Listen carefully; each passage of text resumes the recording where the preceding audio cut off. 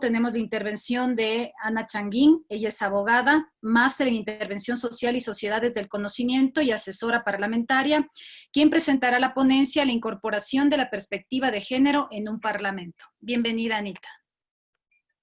Gracias, Livia. En realidad, bueno, es un gusto poder intervenir, y más aún luego de las exposiciones tan valiosas que hemos tenido, que creo que han brindado muchísimo contexto, muchísimo material para poder hacer, y espero poder lograrlo, dar una especie de compilación de cuáles son estas características sensibles al género y que aportan perspectiva y enfoque de género, no solo a la construcción legislativa, sino también a toda la institución del Parlamento. Voy a compartir pantalla en este momento.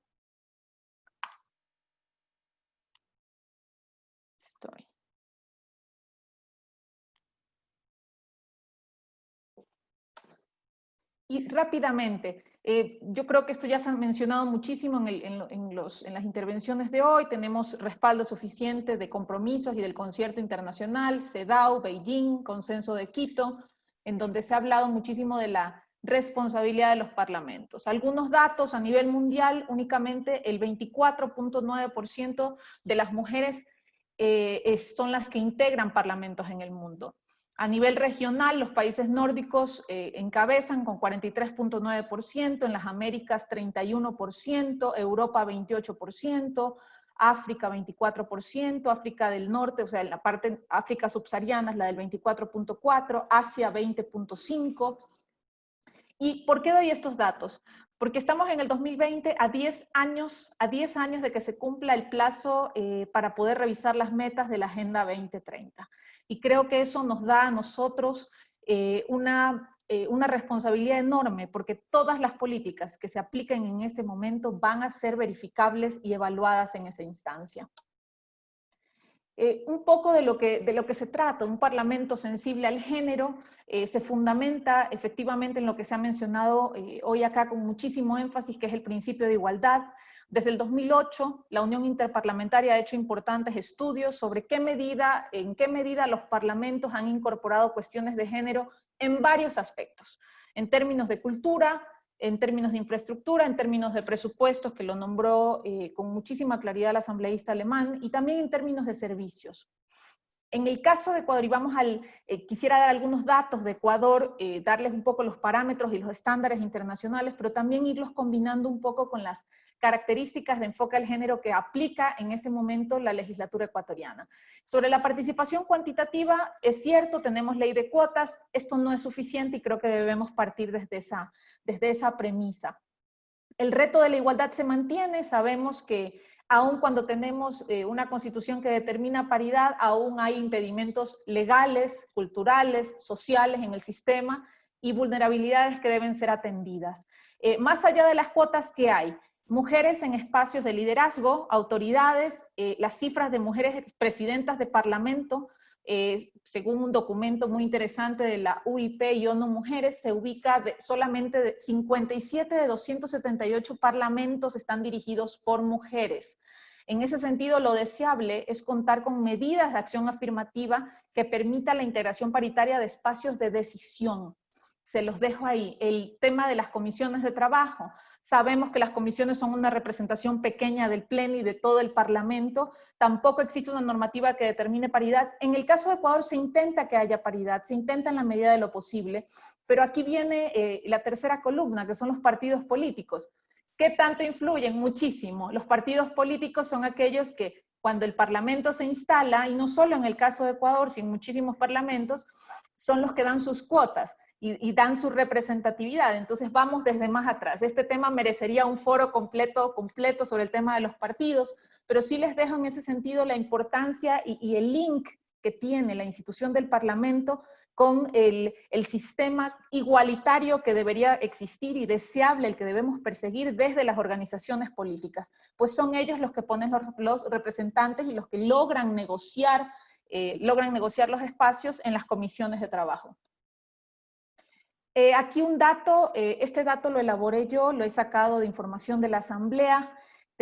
Ustedes saben que tenemos 12 comisiones especializadas permanentes, con la de fiscalización y control político tenemos 13, únicamente 3 de estas comisiones están dirigidas por mujeres. En el tema de las vicepresidencias sucede lo mismo, únicamente hay 4 vicepresidencias ocupadas por mujeres. En el tema de las comisiones especializadas ocasionales, de las 9 mesas de trabajo, únicamente 3 nuevamente están lideradas por mujeres. Sobre las condiciones del trabajo legislativo, y a eso me refería cuando les decía de hablar de la institución completa del Parlamento. Las sedes de los parlamentos deben considerar adecuaciones sensibles al género, proveer servicios con enfoque de género que permitan equiparar en cierta forma la condición y las particularidades que tiene cada género. Muy puntual, ambientes adecuados.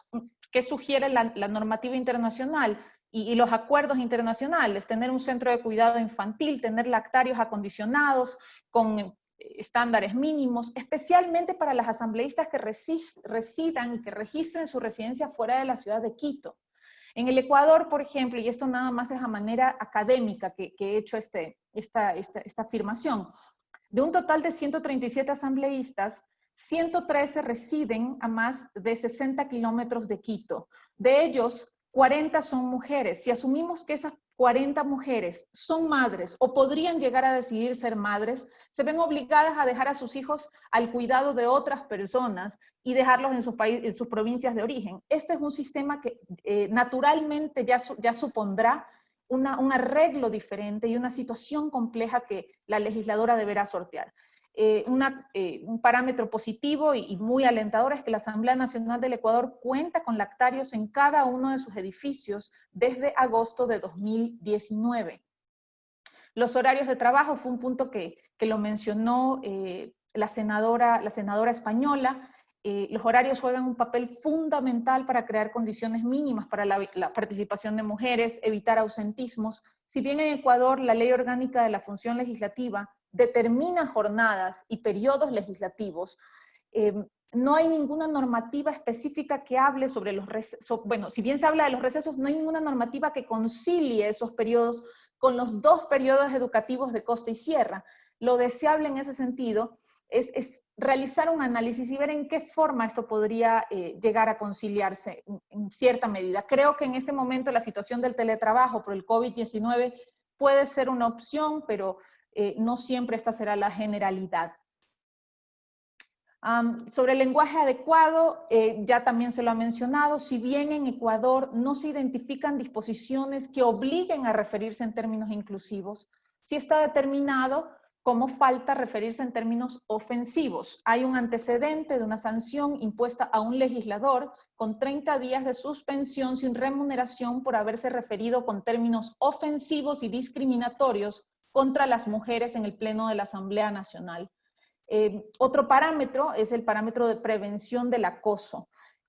Los estándares internacionales llaman a los parlamentos, convocan a los parlamentos a desarrollar este punto, porque el clima de trabajo parlamentario no debe admitir ningún tipo de relativismo cultural, frases sexistas, situaciones de acoso laboral o por razones de género, tocamientos, cualquier forma de agresión. No somos los únicos. Ecuador en este momento no tiene un protocolo de acoso laboral, pero tengo buenas noticias. El protocolo de acoso laboral se está construyendo en este momento en la Asamblea de Ecuador.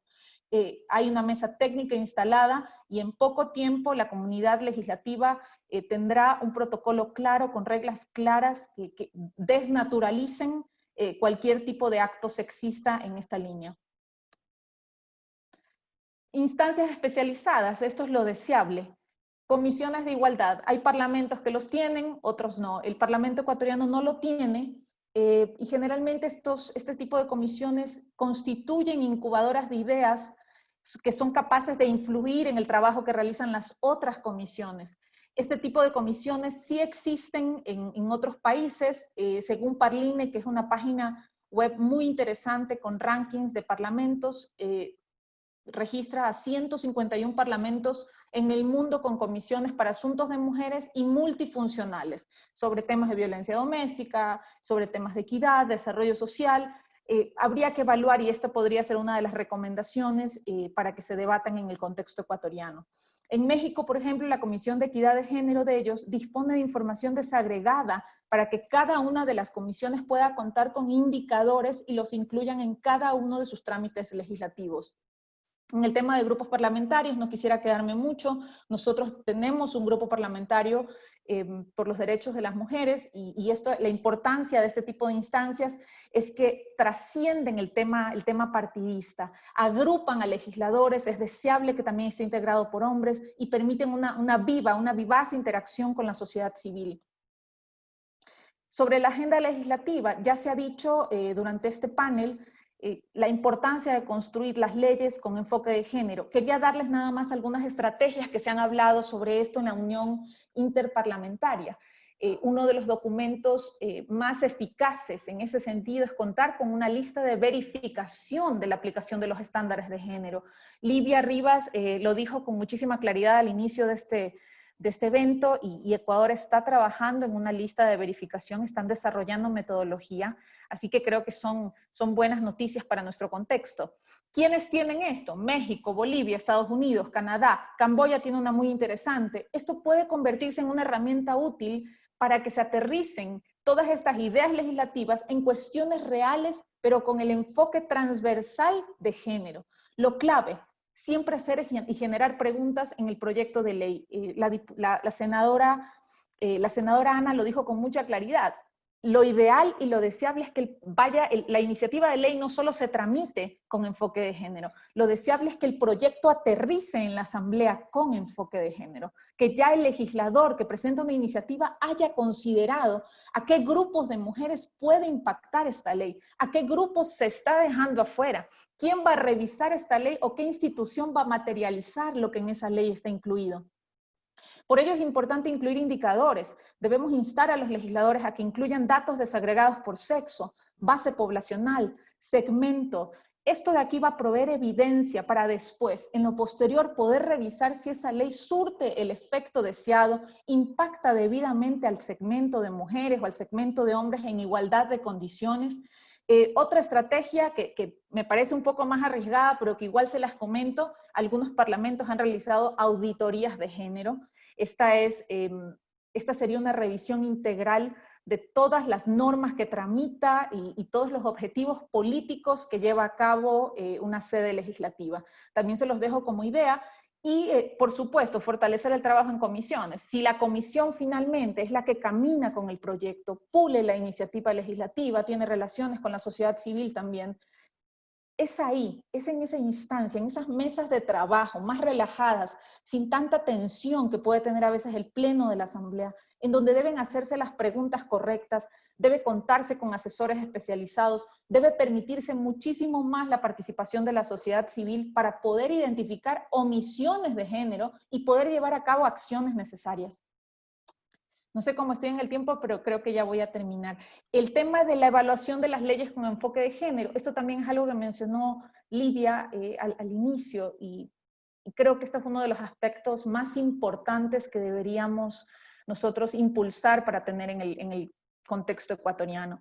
Debemos institucionalizar, debemos perseguir que la evaluación de las leyes sea una realidad y contar con una instancia especializada para aquello.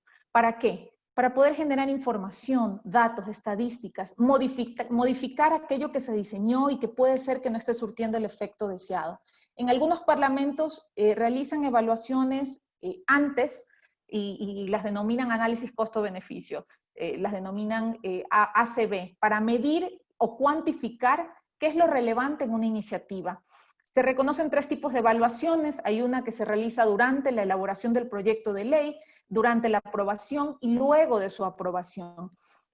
La teoría y la academia recomienda iniciar por la posterior, recomienda iniciar por la evaluación a una ley que ya está aprobada y de ahí caminar. Esto merece presupuesto, esto merecerá metodología desarrollada, una instancia enfocada en esto, pero es una de las prácticas y herramientas con mayor efectividad para poder avanzar en temas de género. Te quedan 2 minutos, Anita. Listo, termino. ¿Qué países han institucionalizado la evaluación de estas leyes? Aquí hay algunos ejemplos: Estados Unidos, Perú, Chile, y una de las principales preguntas que se suelen hacer los parlamentos que entran en esto: ¿quién evalúa? ¿Quién evalúa? Normalmente, y en estos casos, lo están haciendo los parlamentos en alianza, sí, con la función ejecutiva, con las instancias operativas, en ese sentido. Al final, voy a pasar, este era un dato que está en la publicación Equidad y Paridad de Género de la Asamblea, quienes presentan proyectos de ley. De 596 proyectos de este periodo los han presentado el 57.8% hombres, el 35% mujeres. Esto no sorprende porque en realidad atiende un poco al nivel de representatividad. Aquí hay algunas iniciativas de este periodo en las que se ha incluido enfoque de género. Y quería finalizar con algunos documentos. El primer documento que sugiero es el presentado en la primera ponencia de este evento, que es el Plan de Igualdad de las Cortes Generales de España. Es un documento que presenta una planificación en 8 ejes puntuales para la comunidad parlamentaria de España. La publicación Mujeres en Política, creado por la Unión Interparlamentaria Yo No Mujeres, tiene un mapa fabuloso en donde ustedes van pinchando y van teniendo información desagregada. La guía de incorporación de perspectiva de género del Congreso de la Ciudad de México, genial el documento, tiene estudios de caso, tiene 5 estudios de caso fabulosos, y el último, la evaluación de las leyes de Chile, también tiene metodología desarrollada. Se los dejo, muchísimas gracias.